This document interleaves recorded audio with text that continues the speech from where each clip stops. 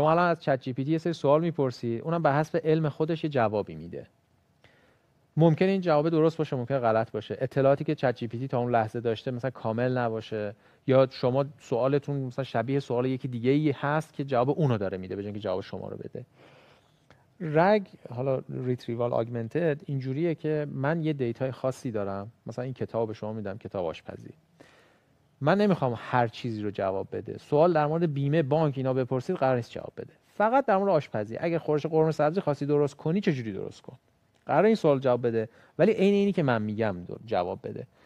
توی نمیدونم خوزستان قرمه سبزی رو اینجوری درست میکنن، اینجا نمیدونم لوبیا چش بلبلی میریزن، اونجا لوبیا قرمز میریزن، اونجا اینا فلان. من اینی که دقیقاً این تو گفته رو میخوام برای من پیدا کنی.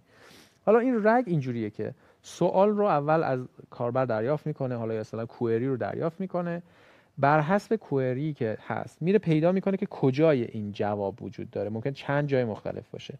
اون جواب رو استخراج میکنه، بر حسب چند جواب مختلف، حالا دو تا، یه دونه، هر چند تایی که هست، ترکیب میکنه و در نهایت یک جواب رو شما برمیگردونه، ولی محدود به همین داده هایی که من به شما، همین کتاب آشپزی که من به شما دادم.